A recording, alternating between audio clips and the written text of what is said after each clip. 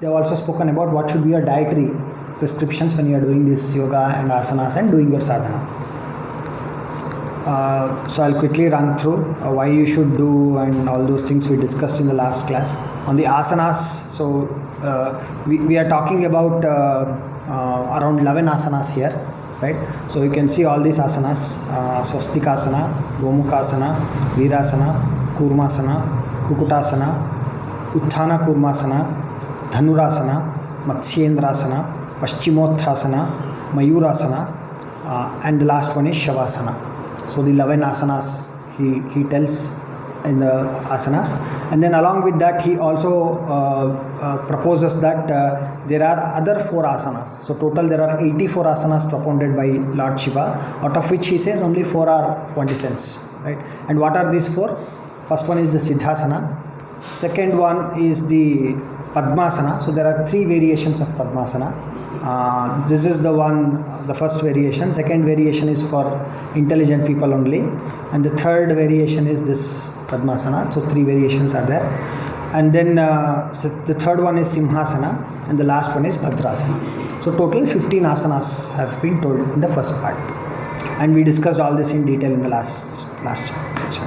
And then when you are doing these asanas and sadhana, what should be your dietary requirement? So we already discussed this. How should be your food requirement? What should you should eat, and what you should avoid as a yogin.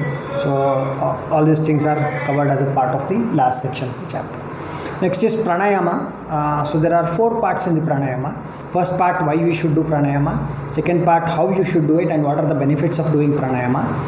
Third part is Shakti Kriyas, the 6 Kriyas. I think we all did those Kriyas in VYASA that day, right? So those Kriyas have been mentioned here.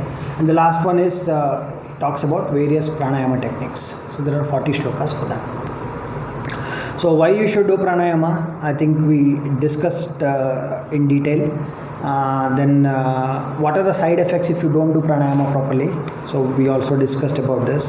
Then what are the signs of the siddhis when you do pranayamas? Like how do you really know it is working for you, right? So this was the third one. Then Shat Kriyas, I think we discussed this: Dauti, Vasti, Neti, Trataka, Navli, and Kapalabhati. 6 Shat Kriyas, right? And there is one more thing that we discussed, Gajakarani, right? So these are all the Kriyas that have been told. Then the next part was pranayama. So in pranayama we discussed around why you should do pranayamas and the basic rules of kumbhakas. So whatever pranayama you do, what should be the basic rule that you always follow? Common set of rules for all kumbhakas. Right? And then we started with Surya Vedana, then Ujjayi, Shitakari, Shitali, Bhrastika, then Bhramari, Mucha, and then Plavani. So we discussed about 8 different techniques.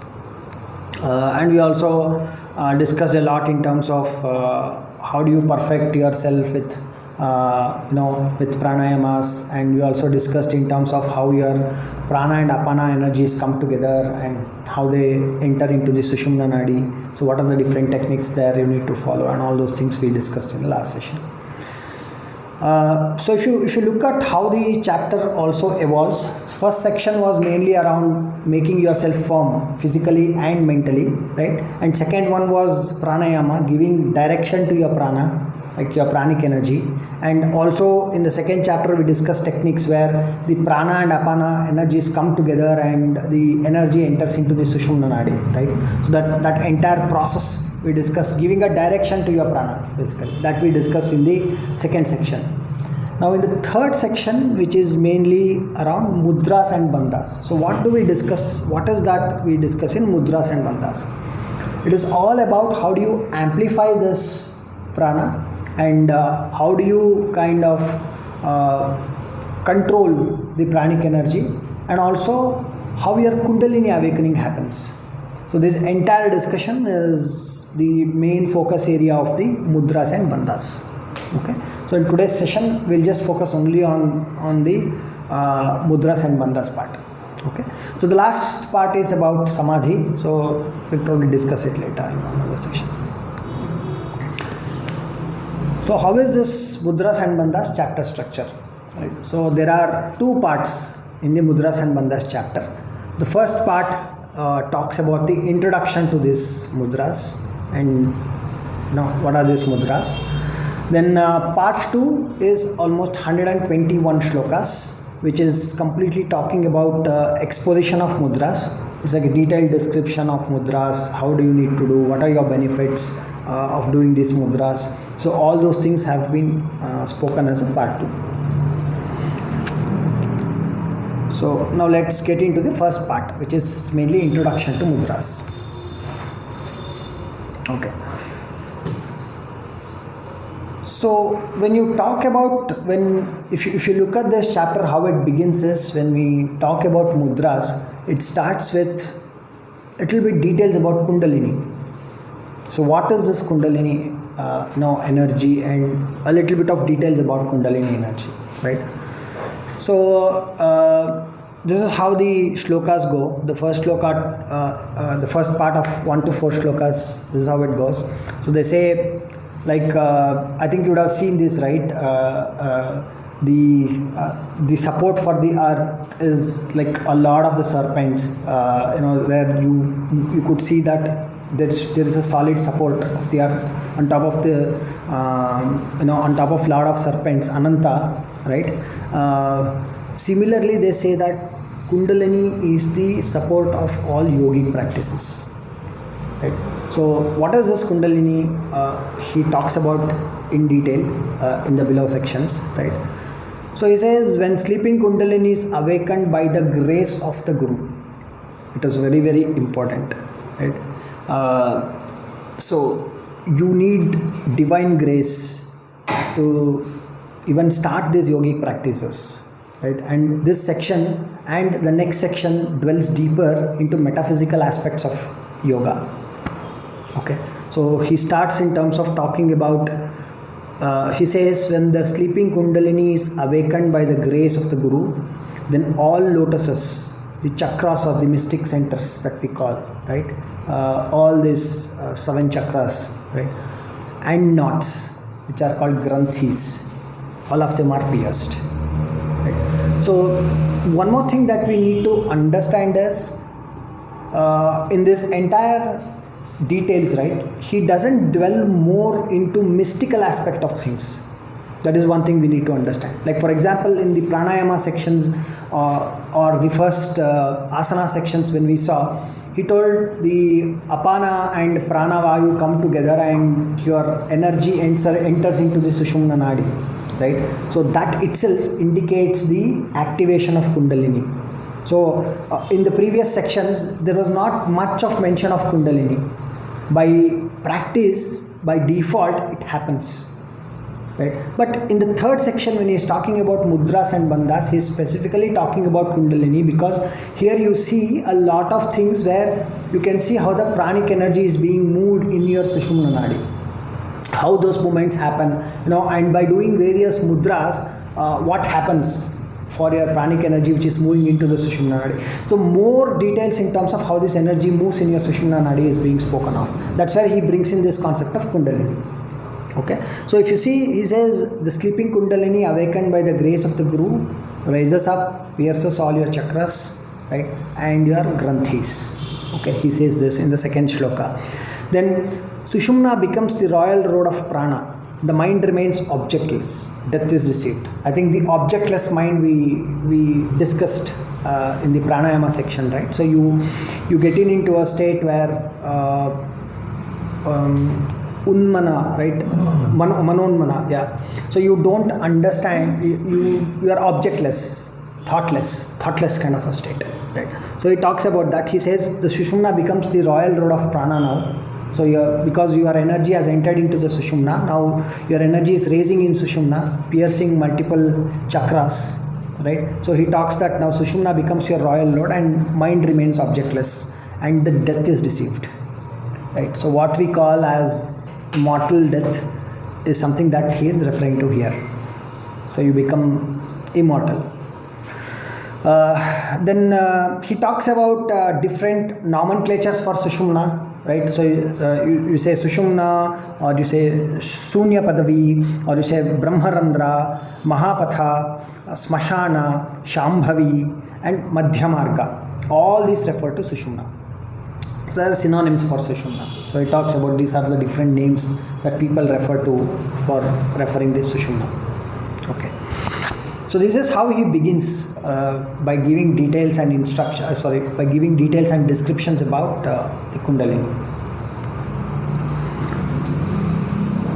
So what he says next, therefore every effort, you should make every effort, and the mudra should be practiced to awaken the powerful goddess Kundalini who sleeps at the mouth of Sushumna. Again, same thing. He's telling that ensure that you practice mudras and awaken this Kundalini energy, and this flows into your Sushumna.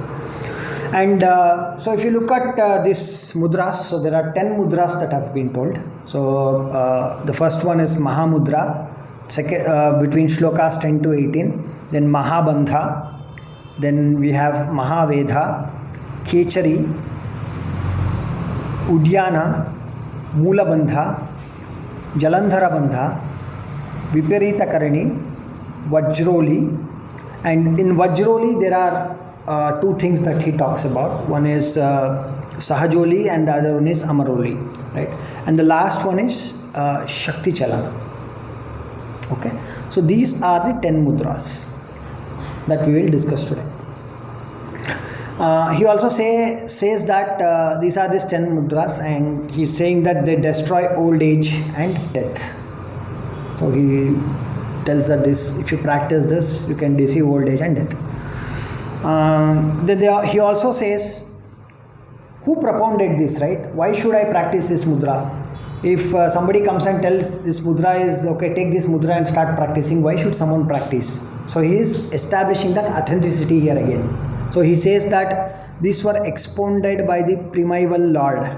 Primeval Lord is Lord Shiva. So he says it was expounded by Lord Shiva, and they are very divine, right? And he also says that by doing these mudras, you can confer the 8 siddhis.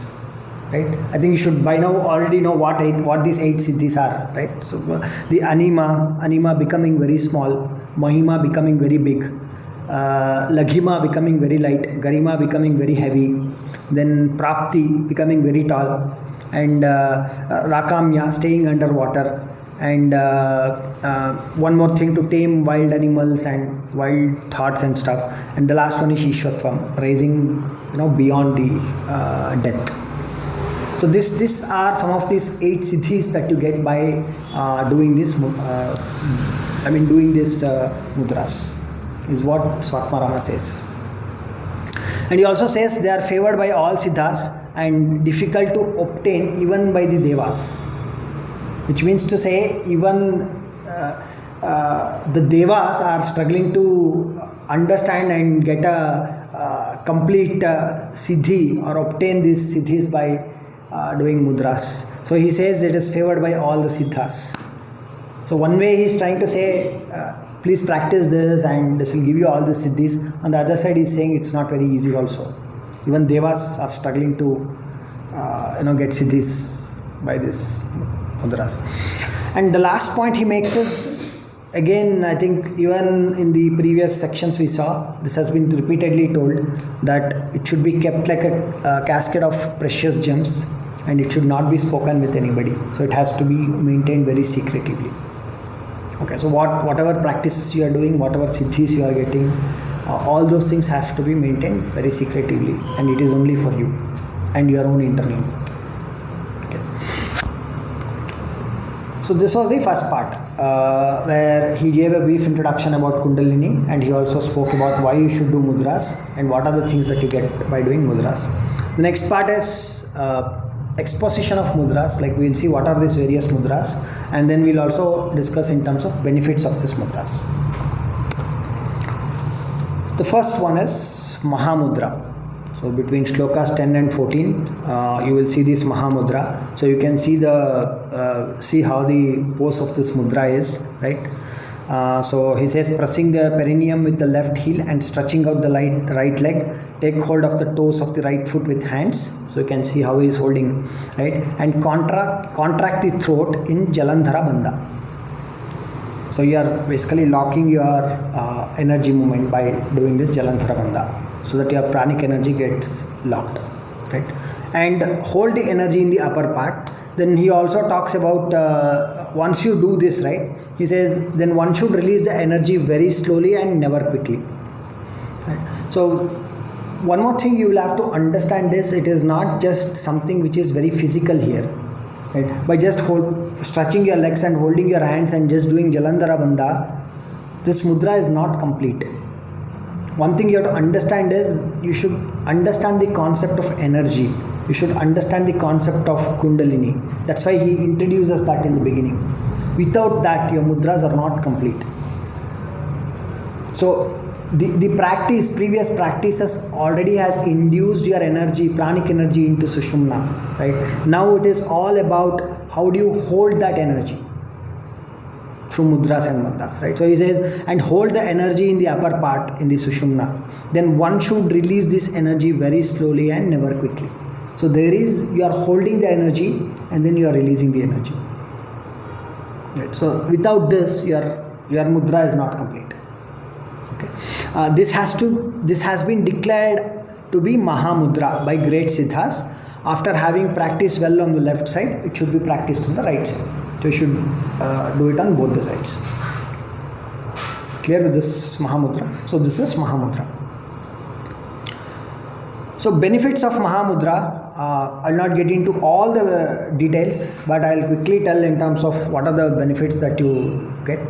The first one is the great kleshas, which are ignorance, egoism, attachment, hate and fear of death are vanquished.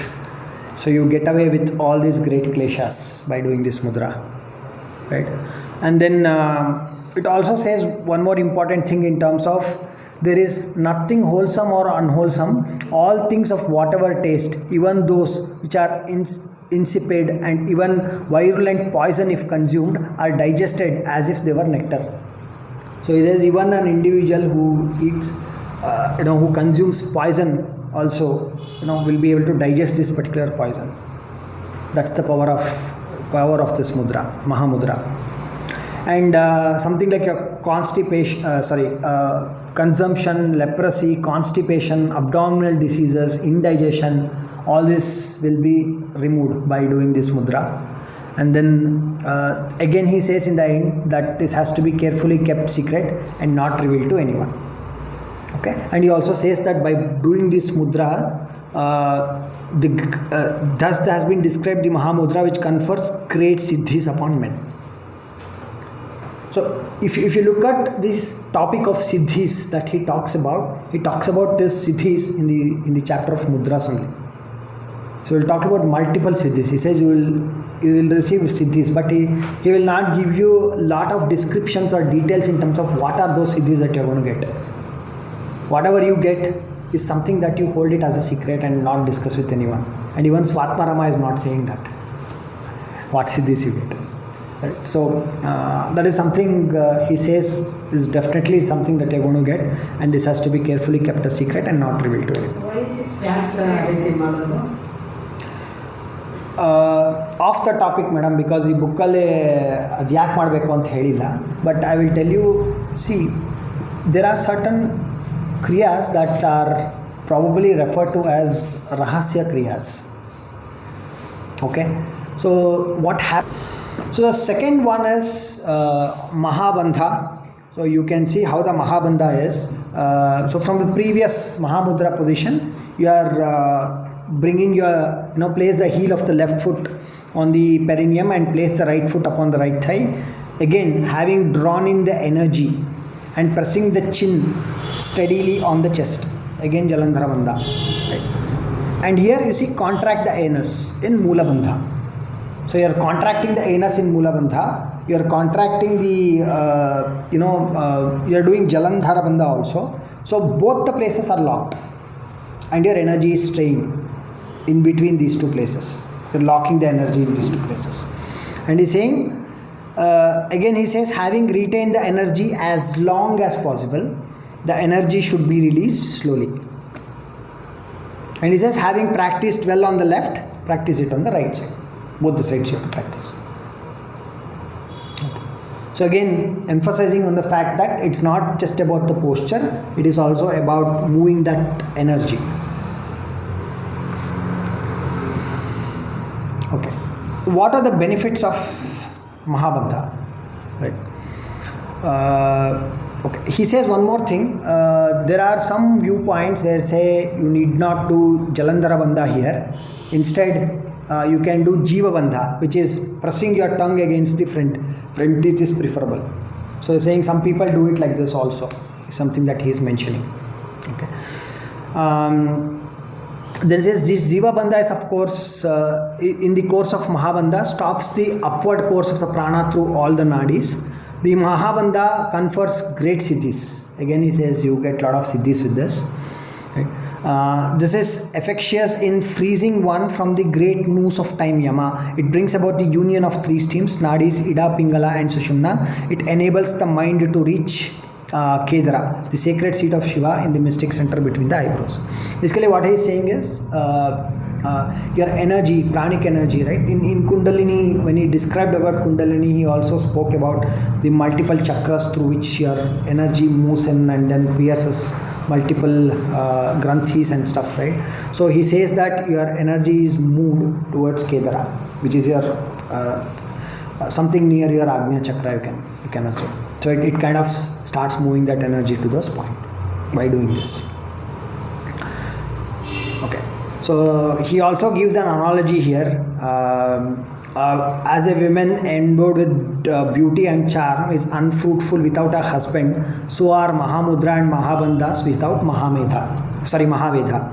So he says, okay, Mahamudra is there, Mahabandha is there, but along with these two things, right, you will not be able to accomplish everything by just doing these two things. There is something called Mahaveda also, which you need to practice, is something that he is hinting here, right? And of course, the next immediate one that you see is Mahaveda. So what is this Mahaveda? So I think we saw the Mahabandha, right? How the posture for Mahabandha. In the same posture, you see what you need to do is the yogin assumes the Mahabandha, okay, should draw in the energy with concentrated mind and stop the upward and downward course of prana, etc. by Jalandhara Bandha. So you are in the previous Bandha, right? So you have done Jalandhara Bandha, you have done Mula Bandha, so you are locking the energy, right? After doing this and being in this posture, what you should do, placing your two palms straight upon the ground. You should strike the ground slowly with the buttocks. So you are basically moving up and down and striking your buttocks onto the floor. So you are continuously doing this. So what happens? Then the prana leaving the two nadis, Ida and Pingala, courses through the middle Sushumna. So he says by doing this, what happens is I think we already discussed, right? HATHA, the energy that is flowing in this two nadis or Ida and Pingala nadis will start moving or entering into the Sushumna nadi and start moving inside your Sushumna nadi. Okay. So this is your Mahaveda. So which means to say we have these three things which you are kind of doing it together. One is Mahamudra, Mahabandha and Mahaveda. All three. Okay, and all three are, he says, you have to do these three things together. Okay, in the last shloka which we studied, right? So these three are without each other. You have to do all these three. So what are the benefits of Mahaveda? By doing this, what do you get? Right. So he says, I think in the previous discussion itself we saw, right? So the Ida and Pingala, the energies from them entering to Sushumna, which surely leads to immortality. Okay, there is a death-like state, and then the energy should be released slowly. So this is something that when you are doing this practice, you will experience it. Right. Then this is Mahaveda, with which practice confers again great siddhis. Everywhere he talks on every single mudra, you see, he talks about siddhis. right? He says it confers great siddhis, but doesn't say what. Okay, and this is very interesting. It says this strikes of wrinkles, gray hair, and trembling, which are consequences of old age. Okay, so if you want to strike off wrinkles, or you don't want white hairs anymore, start practicing this. Okay, and he says the best of the practitioners devote themselves to it. So there are practitioners who are devoting their entirety into doing these particular things, is what he is saying. These three that ward off old age and death, increase the fire and confer siddhis such as Animan, should be carefully kept secret. He is talking about all three here. Right. Mahamudra, Mahabandha and Mahaveda, all three here. So he says all these three will ward off old age and death, right, and increases the fire, gastric fire. We'll understand what this gastric fire is actually, right? And confer siddhis such as any of these 8 siddhis, and should be kept as secret. Right. And these are performed in 8 different ways. When you need to perform, how you need to perform is what he is saying. Every day at every yama, 3-hour period. So every 3 hours once you can do it. They confer at all times the fullness of the virtue and destroy the accumulation of sin. I think we discussed about this in terms of purification of nadis when we spoke about pranayamas, right? So he also says that by doing this mudras, it will have the same effect. They say they confer at all the times the fullness of the virtue. Same effect whenever you do, right? And says, and destroys the accumulation of papa or sin. Those who are well guided by the teacher should practice these exercises gradually. He's speaking about this also. Which means to say, is very clearly saying, don't go home and look at a YouTube video and start doing it yourself. This should be guided by a guru. Okay. And these are subtle aspects of energy, and there are many other subtle aspects which are attached to it, which only a guru can understand and guide us through. Okay. The next one is Ketchuri. So I think this is talked about a lot, and this is one of the really amazing mudras. And they say Ketchuri is one of, I think Ketchuri is considered to be one of the mudras. Even Svatvanama says it later. So how is this Ketchuri mudra performed? Can you see here the diagram? So when the tongue is turned back and enters the cavity leading to the skull, and the eyes are fixed between the eyebrows, this is Ketchuri mudra. You can try it out if you want. To twist the tongue, right, and see how the tongue goes. It touches your soft part of the palate.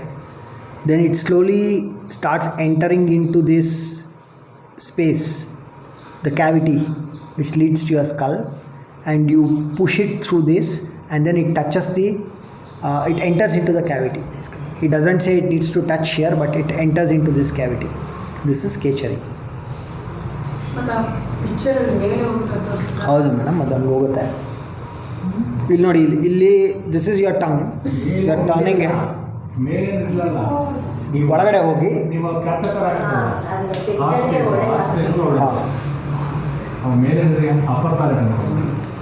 ಆಯ್ತಾ. So there are many things around Ketchuri, because if you see, there is a small membrane, right, which connects your tongue, right. So next he says, if you want to do Ketchuri, you need to sever that or cut that. So it talks about how to even cut that. We'll discuss that further, but this is how the Ketchuri is, right. And trust me, there is lot of shlokas on Ketchuri, only talking about Ketchuri. It's expounded and it's spoken a lot about. So we'll see what are all those things. So I got a small video, okay, I'll show you this, and then we'll get into the description, because I found this video very kin or very similar to the descriptions that is given in the book. So I've put this video. Let's watch this video on how to do this Ketchuri. Okay.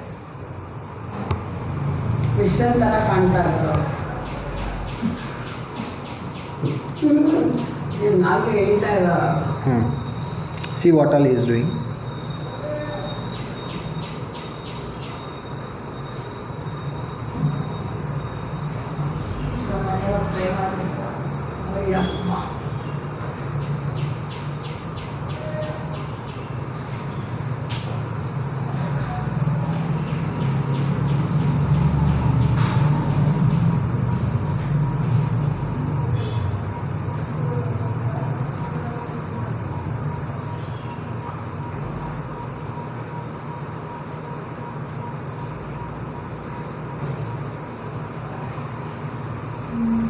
can't see inside, but he has done that Ketchuri. Want me to play one more time? Okay.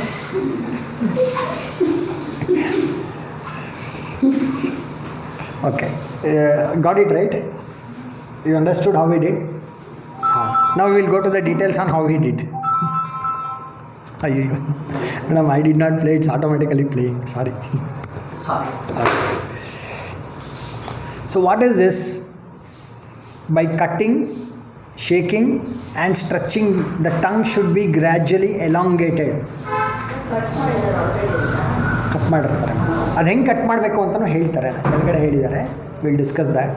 So by cutting, shaking and stretching, the tongue should be gradually elongated till it touches the middle of the eyebrow. Okay? So that's the first thing. Then Ketchuri is successfully accomplished. He says you will be able to accomplish Ketchuri successfully by doing this. So how do you need to do? Take a smooth, clean knife, very sharp, like the leaf of the milk hedge plant. He talks about some plants. Basically, you are taking a knife and cut to hair's breadth. So small cut you are doing. Started small, cut hair's breadth, right? You got it, I think, right? The membrane that is connecting the tongue with the lower part of the mouth, that you have to start cutting. Okay. No. It's a membrane, that's all. You should slowly start cutting that. So then he says, then rub with a compound of powdered rock salt and haritaki. Then after 7 days, cut again to the extent of hair breadth. So he's saying, apply this, so it will reduce your inflammation, cut or whatever it is. Again cut it after 7 days. Again cut it after 7 days. So then he says he should thus practice gradually and skillfully every day for 6 months. And he says in 6 months the membrane which binds the root of the tongue is severed. So it's gone. This membrane will disappear in when it will release your tongue freely in 6 months time. If you do this, then turning back the tongue, it should be made to enter the junction of the 3 nadis. And I think we saw in the previous representation, right? After doing this, it comes to this third state where your membrane is completely severed, and then you can start moving it inside this cavity. So that's what he is saying. Then turning back the tongue, it should be made to enter into the junction of the 3 nadis, that is the cavity of the root palate. This is the Ketchuri Mudra. Clear? Very simple. So look at benefits of Ketchuri, okay? There is a lot of shlokas only talking about benefits of Ketchuri. Lot of shlokas. See here. The yogin who remains even for half kshana, 24 minutes, if you are in this mudra with his tongue turned upward, is saved from poisons, disease, death and old age. For he who knows the Ketchuri Mudra, there is neither disease, death, tropler, which is intellectual, sleep, hunger, thirst, nor clouding of intellect. He who knows Ketchuri Mudra is not afflicted by diseases, not tainted by karma, and not affected by the time. All you can see. This mudra is named Ketchuri by Siddhas because the mind moves in the space and the tongue also moves in the akash. So basically what he is saying is the tongue that you say is also a representation of the mind, and when the tongue moves in this space, your mind also will be moved into this void space, is what he says. This continues.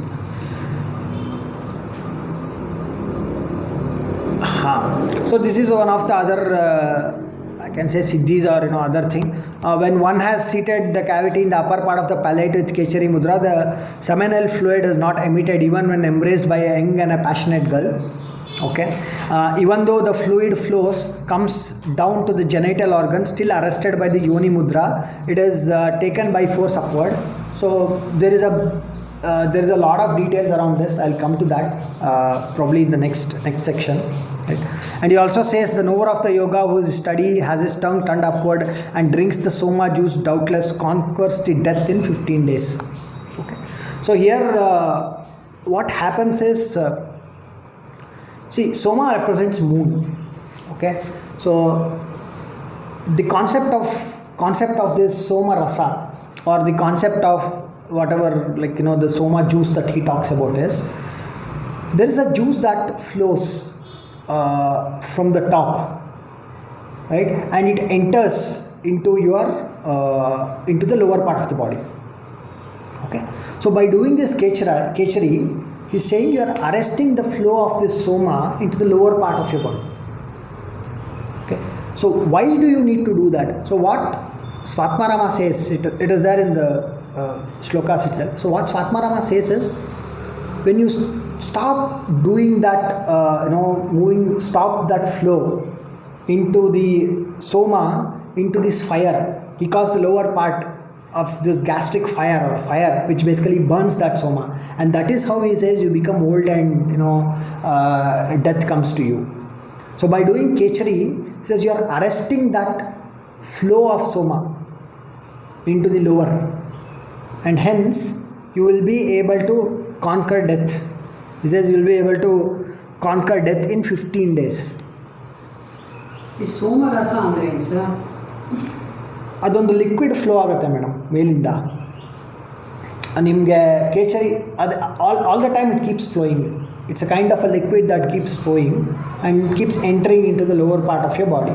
So by doing khechari you are stopping that flow. ಅದೊಂದು liquid. And soma means moon, it's a representation of moon. ಕೆಳಗಡೆನ sun ಅಂತ ಕರೀತಾರೆ. It's a representation of fire. So that soma falling into the fire is destroying your energy, due to which you are becoming old, you are losing that energy. Right?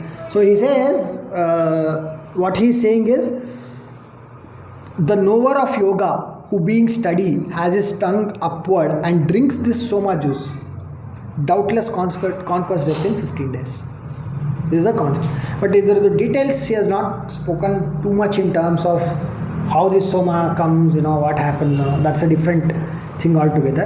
But he says one who understands this and drinks this soma conquers death.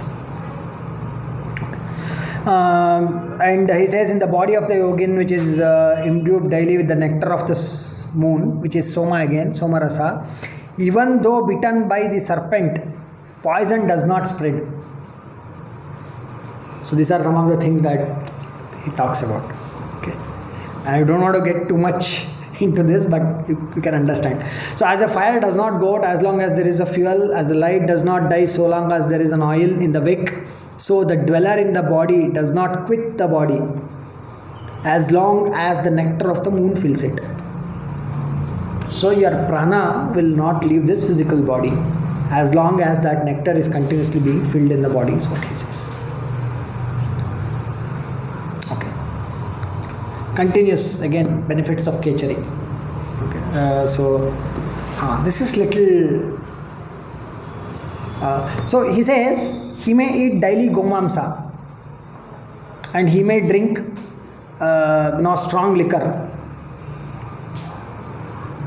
Amaravurni, he may drink very strong liquor. He may eat gomamsa. I consider him to be well born. Others ruin the family. So what does this mean? The word go means the tongue. Go means the tongue. Its entry into the cavity in the palate is gomamsa bhakshana. Okay, that's what he means when he says gomamsa bhakshana. And this destroys the 5 great sins, is what he says. Then the nectar which flows from the moon, because of the heat produced by the tongue, this is called Amaravaruni. So that soma rasa, it is not actually liquor. It means that soma, that rasa that is coming. And go mamsa is not actual go mamsa. It means the tongue that you are putting inside into that cavity, and then that is go mamsa bhakshana. And then that soma rasa that is coming, that you are consuming, right? So these two things are represented as Gomamsa Bhakshana and Somarasa, I mean consuming that Somarasa. Okay. So Somarasa you should consume or should avoid? When it comes to your tongue, it is consumed. It is considered to be consumed. Basically the flow is cut of that Somarasa just entering into your cavity inside your body. So you're cutting that flow and you're consuming it. It flows throughout the body, but Not throughout the body, it flows from the upper part of the body to the lower part of the body. By doing this Ketchuri, what you're doing is you're going into that cavity and stopping that flow. Basically, you will be able to taste, he'll tell you how the taste of it is next shloka. The tongue constantly touches the cavity, making the flow of the nectar that tastes salty. tongue twist ಮಾಡಿದಾಗ ಗೋಮಾಂಸ ಭಕ್ಷಣ ಆಯಿತು but and we are stopping that somarasa by that time. Correct. How are we taking in tongue ಅಲ್ಲಿ ಹೋಗ್ಬಿಟ್ಟಿರುತ್ತಲ್ಲ madam, so ಏನಾಗುತ್ತೆ ಅಂದರೆ it will fall on your tongue. Tongue ಮೇಲೆ fall ಆಗುತ್ತೆ we consume ಮಾಡಿ. ಎಸ್, ಟಂಗ್ ಮೇಲೆ fall ಆಗುತ್ತೆ. And how it taste also ಅಂತ ಹೇಳ್ತಾ ಇದ್ದಾರೆ ನೋಡಿ. It will be like salty, pungent and sour, compared also to milk, honey and ghee in taste. Different people have their own experiences of taste. So it tastes something like this. Okay. So by doing this, all diseases are destroyed, old age is overcome, weapons are warded off, immortality and 8 siddhis are obtained, and the demi-cells of demigods are attracted. So all these things you get by doing this. Okay. Saras put me on video, otherwise I would have told you some other interesting facts which are outside the context of the book. But yeah, I'll tell you later. Of course, he continues. I mean, you got the concept right. So that's all is the concept of Ketchuri. So you see, right, how important this mudra is, and there is tons of shlokas on this mudra. So many shlokas on this mudra. So the clear stream from the head into 16 pedal, yeah, this is on your freed from diseases, lives long with a body soft and beautiful as lotus stem, confers divine knowledge, right? Only, okay, this is a very important shloka, the last one. He says, there is only one germ of evolution, which is Omkara, right? There is only one mudra, which is Ketchuri. Only one deity, not dependent on anything, and only one spiritual state, Manonmani. That is the importance he has given for Ketchuri. Okay, so this is about Ketchuri. Fourth one. So ಅದೇ technique ಕಾಲಾಹಾರ ವಿಷ ಕುಡಿದು use ಮಾಡ್ತಾರೆ. Huh? ಕಾಲಾಹಾರ ವಿಷ ಕುಡಿದಾಗ ವಿಷ ಕುಡಿದಾಗ technique ಇದೇ technique use ಮಾಡಿದ್ರ ಅಂತ ಕೇಳಿ. I don't know, man, honestly. ಇರ್ಬೋದಾ? Possible. ಅಲ್ಲ, ಕರೆಕ್ಟ್ ಇರ್ಬೋದು. ಯಾಕಂದ್ರೆ ಗಂಟ್ಲಲ್ಲೇ ತೋರಿಸ್ತಾರೆ. Possible. ಅಲ್ಲ. See, if you look at the concept of energy itself, right? Probably I'll discuss that separately. But if you consider that concept, probably after this session we'll talk a little bit around energy, consciousness and other things. That's one of my favorite topics too. There are many things that you can do which may not be attainable at the physical level. That's what, if you look at even this mudras, what he says, right? None of these things are something that, some things are not physical, right? And sometimes you feel it might not be physically right looking at the world that we are living in. So, but there are other aspects to it which are based on this energy and, you know, the Kundalini. So he stopped the description of Kundalini there itself, and he leaves it to the natural evolution of the being. As in, when you start doing it, you slowly start understanding it. You will understand it only when you do it. And there is one shloka also which says, by just reading the scriptures, please don't do it. He says that also. And many times he has emphasized, without a guru, don't do it. So there are other aspects to it also. We'll discuss maybe after this session. Sir, ಈ ಬಂಧನಗಳೆಲ್ಲ ನಮಗೆ ಇದ್ರಲ್ಲಿ ಬರಲ್ವಾ ಯೋಗಾಸನದಲ್ಲಿ? ಬರಲ್ಲ. ಮಾಡ್ತಾರೆ next ವೀಕಲ್ಲಿ, next ಜಲಯೋಗಿ ಬರ್ತಾರೆ, ಮಾಡಿ ನೋಡಿಸ್ತಾರೆ. Okay. So the next one is Uddiyana Bandha. Okay. So Uddiyana Bandha is also called by yogins. I think you can look at the posture, right? By yogins, for when it is practiced, the prana is arrested and flies through the sushumna. A swift technique, like just flies. Very swift rays of prana in the sushumna. Because through this, the great bird prana flies up incessantly, is giving a reference through the sushumna. It is Uddiyana. Okay, Uddiyana. The drawing back. Okay, the drawing back of the abdomen above and below the navel. Okay, so that it is drawn against the back of the body and up towards the thorax is called Uddiyana Bandha. So by doing this, you are in this particular posture. You are pulling your, abdomen and the lower part and upper part both. So you will see a cavity. You are pulling this inside, right? And then this is called Uddiyana Bandha. And you can also see that there is already there is no mention of it, but you can definitely see there is Jalandhara Bandha also that he is doing, and probably Mula Bandha also. But there is no mention of it, but this is what he says as Uddiyana. So what are the benefits of Uddiyana Bandha? He who constantly practices the Uddiyana Bandha, same. You have already seen for other bandhas, it's almost the same. Even though he is old, becomes young. If you are old and want to become young, then you can practice Uddiyana Bandha.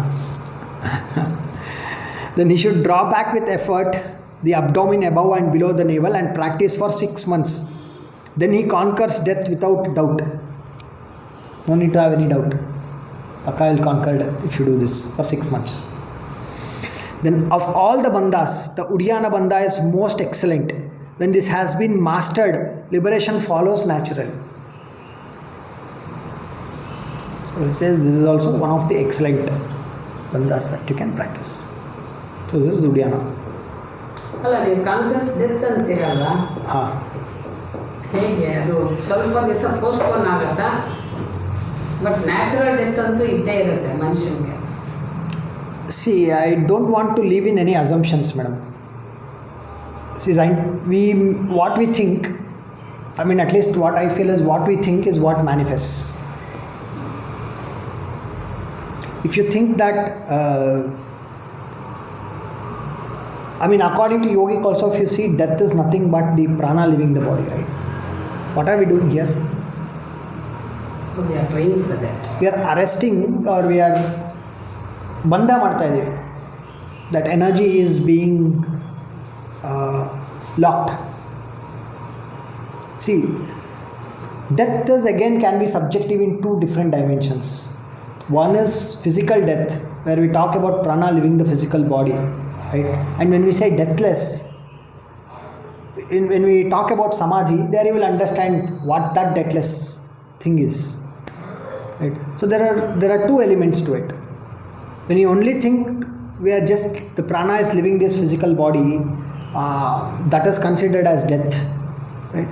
Then you can hear what when he says you will become deathless, which means to say you can constrain your prana from not leaving your body. I mean, that's my understanding when he says this, right? So, and on a metaphysical layer, beating death is something else that we can probably see in samadhi when he talks about. You will get an idea. Okay. So Mula Bandha, I think we have been talking about this many times, and this is I think everybody have understood this.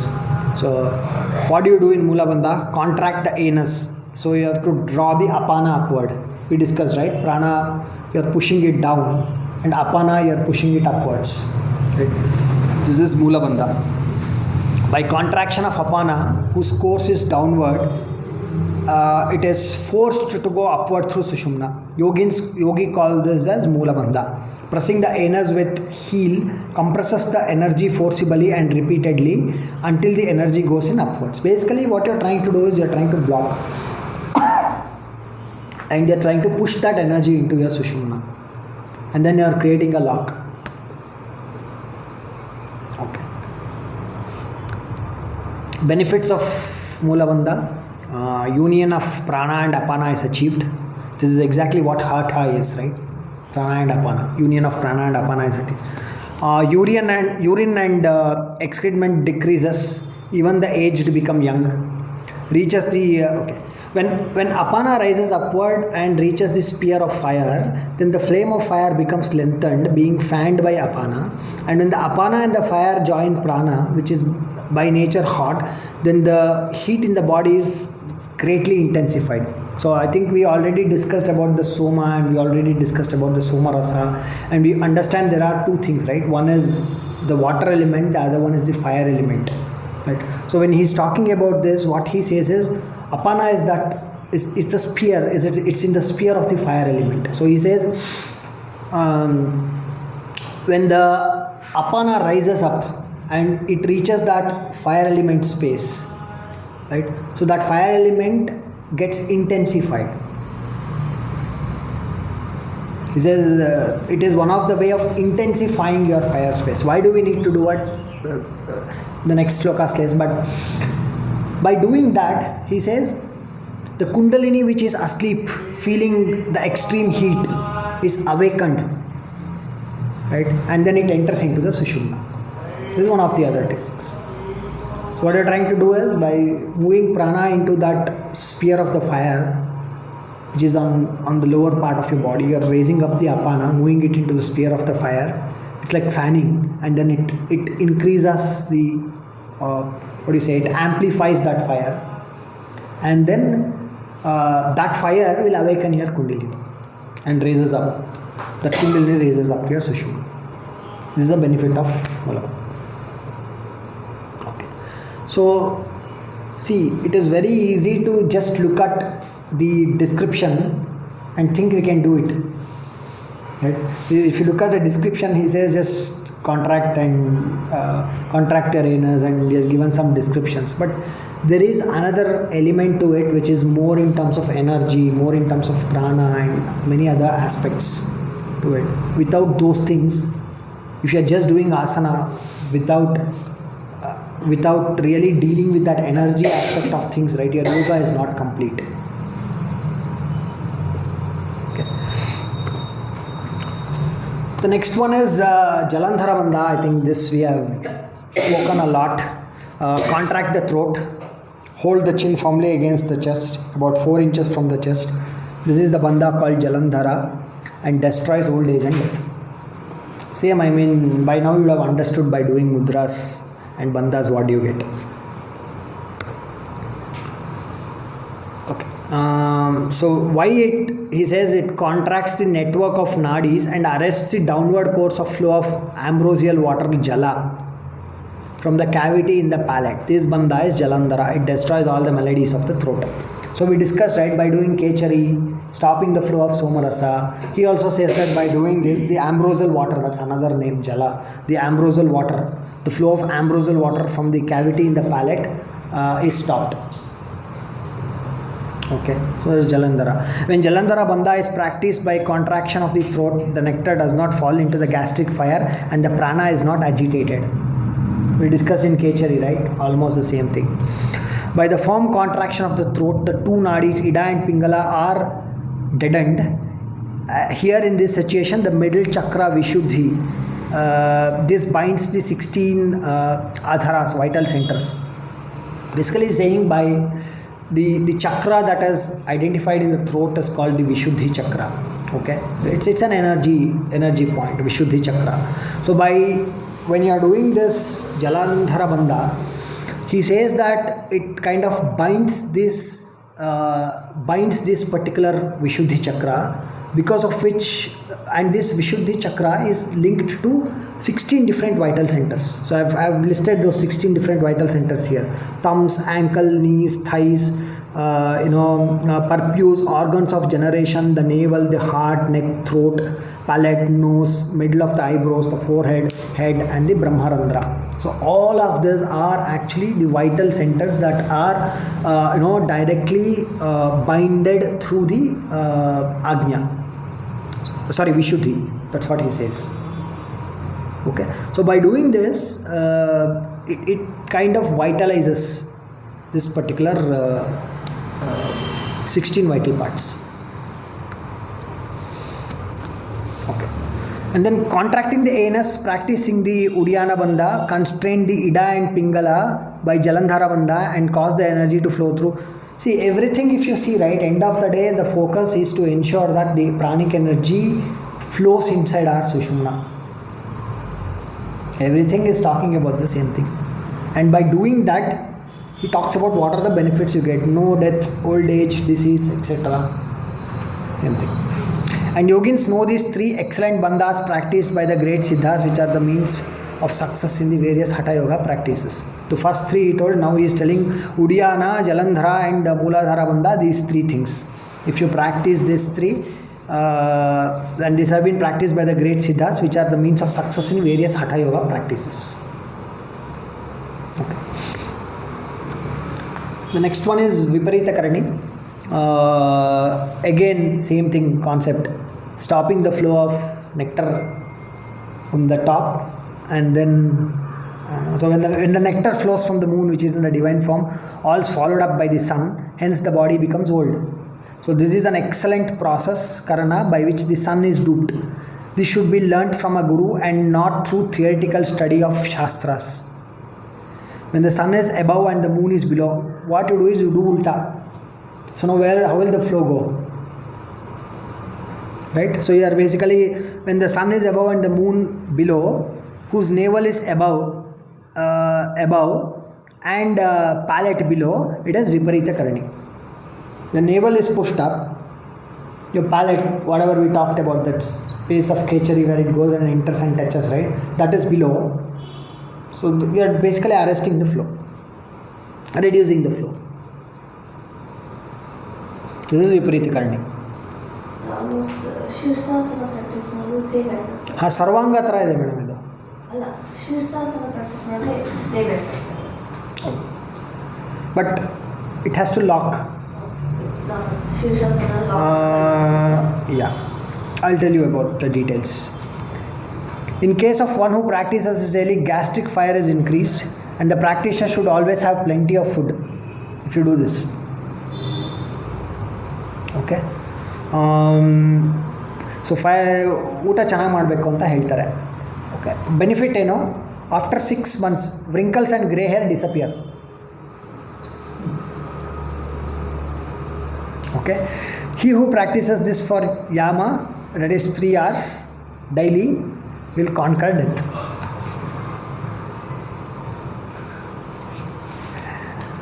Okay, this is the Viparita Karani and benefits of Viparita Karani. So the beauty is, in our scriptures we have everything. Whether we are adopting it or doing it or not doing it is our choice. ಹೇಳ್ಕೊಡೋರಾ? ಹುಡುಕಿದ್ದೀರಾ ನೀವು ಇದ್ದಾರಾ ಅಂತ? Now you are asking that question. Now you have started your quest to find if there are people who are doing this. Of course there are, and there are people who have dedicated their lives and they feel there's nothing important than this in their lives. This is the most important thing in their lives than anything else. See, again, in the last part of this section you will see he ties this thing beautifully to Raja Yoga, which is again taking you to the state of Samadhi. What else is more important than that? So it comes, you understood this, right? Viparita Karani. Okay, this is super Vajroli. So I mean, I just tell the description, right? So blow with effort into the hole of penis through a prescribed tube very slowly as to allow the passage of air.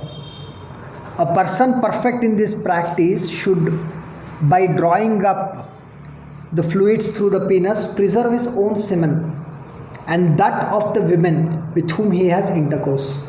So now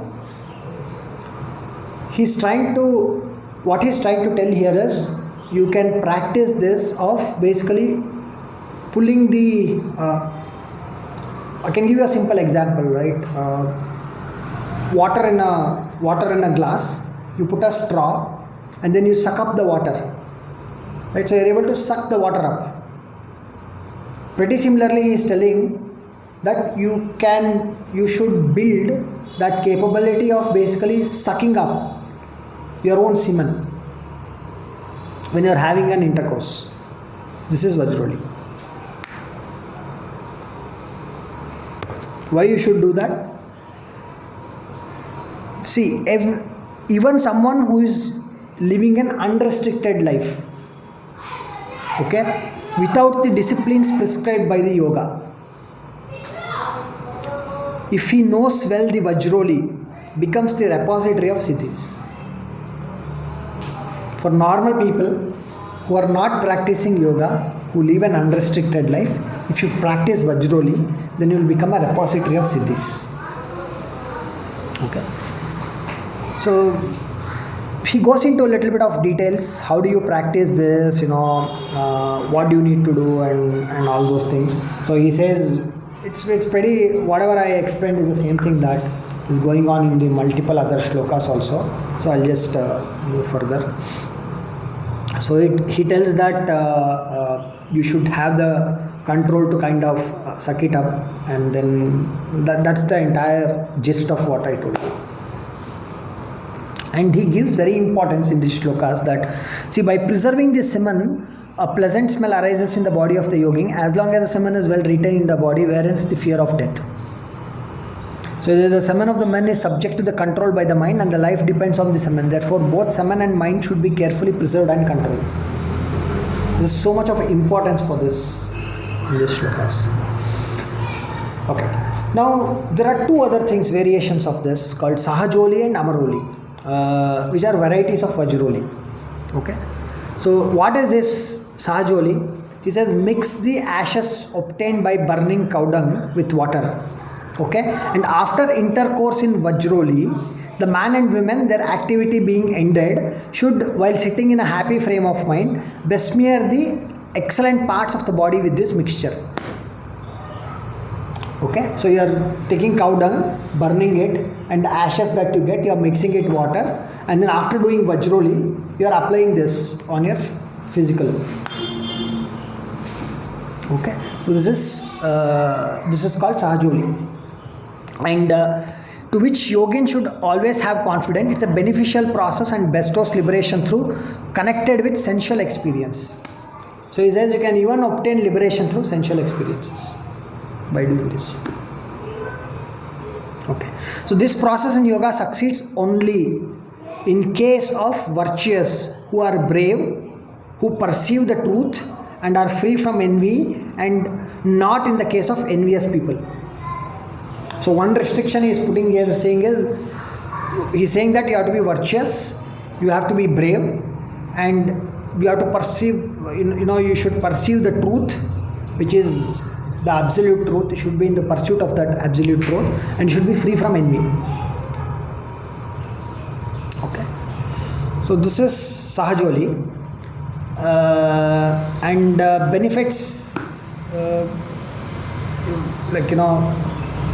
can read about this. I mean, we have read enough about the benefits of bandhas. But why yogis preserve their semen? Yeah. Why? What is the ultimate thing? Probably we'll talk after this talk. You can keep that question. I'll answer you that question.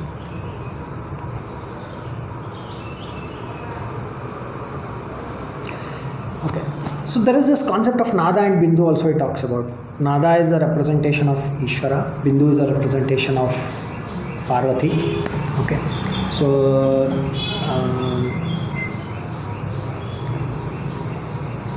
so basically says you will attain an union of Nada and Bindu if you are if you are not wasting your seminal fluid in your body. Okay, so that's the last shloka. And he says for women also, see here, if a woman making herself an expert through sufficient practice draws up the semen of the man and preserves her own in the practice of Vajroli, she also becomes a yogini. Okay, told for both man and women. Everything is covered in, if you look at all aspects, they are covered. And this is the best. She says Vajroli is for normal people who are in the world of sensual pleasure and stuff. Yeah, and I think Nada Bindu we just now discussed. So she who preserves by upward contraction her rajas is a yogini. She knows the past, the future, and certainly attains perfection in Ketchuri. So will attain perfection in Ketchuri also by doing this, is what they say. And by yoga consisting practice of Vajroli, bodily perfection is obtained, beauty, grace, and great strength. The yoga confers merit, punya, and through this there is a sensual experience. It leads to emancipation. Okay, through sensual experience and pleasure also you can reach that. That is what he is. The last part, last 30 shlokas, 104 till 130, talk about Shakti Chalana. So what is this Shakti Chalana? I think we have discussed this, the Kundalini, the energy, the movement of this energy, right? So as you can, and he says, first thing he says is Kutalangi, Kundalini, Bhujangi, Shakti, Ishwari, Kundali and Arundhati are all synonym words, synonym of Shakti Chalana. Synonym of Kundalini. Now all these words are used in synonyms, he says. Then as one can fling open a door with a key, so the yogin should through Hatha Yoga open the door of liberation. That is the Sushumna by the power of Kundalini. So this energy has been given so much of importance. Okay, and this alone can lead you to liberation, is what he says. The great goddess Kundalini, I think we discussed this, right? The great goddess Kundalini sleeps close with her, it's all analogy, right? So the great goddess sleeps closing with her mouth the entrance way by which the seat of Brahman, Brahmarandra, where there is no pain, is to be reached. So basically the path that you need to take, the Sushumna, which takes the energy into the Brahmarandra, he is talking about that. Then Kundalini Shakti, we have discussed this enough. He who causes the Shakti to move from Mooladhara upwards become free without any doubts. The minute you gain that mastery of moving that Shakti from your Mooladhara to the Brahmarandra or Sahasrara, Brahmarandra as they call it here, so you attain liberation without doubt. There's pretty much of things. ಹೇಗೆ ಅದು movement ಅಂದರೆ ಇಲ್ಲಿ ತಲೆಯಿಂದ ಹೋಗ್ಲಿಕ್ಕೆ ಸಾಧ್ಯ ಅಲ್ಲ. Discuss ಮಾಡೋಣ. ಇದೊಂದು 2 ಸ್ಲೈಡ್ ಇದೆ, ಅದಾದಮೇಲೆ I discuss all these things. Will have one conversation around it. In fact, my last time's session was completely around this topic only. Okay.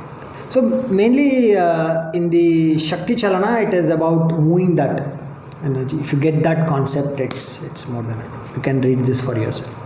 So this is the posture, he says. Seated in Vajrasana, firmly hold the feet, okay, with the hands near the ankles, and thereby put pressure on the kanda. Okay, kanda ಮೇಲೆ pressure ಹಾಕಬೇಕು. Seated in the Vajrasana posture, the yogin having caused the Kundalini to move should then perform the Bhastrika Kumbhaka. Bhastrika ಮಾಡಬೇಕು. Thus he will soon awaken the Kundalini. So this is talking about awakening that Kundalini energy. By being in this posture and performing Bhastrika, you can awaken your Kundalini.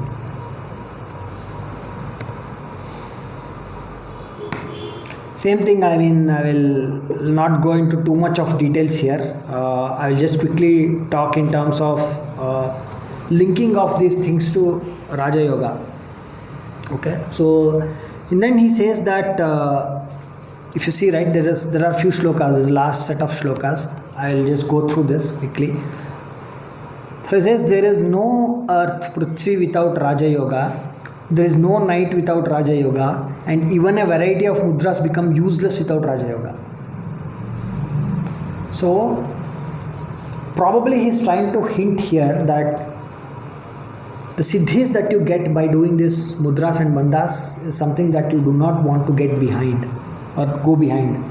It is more in terms of thinking about the Raja Yoga. Okay, so he says your focus should. So in many of the other shlokas also he says that the Raja Yoga and Hatha Yoga should be practiced in tandem. Right? So without this, it is useless, is what he's saying. Right?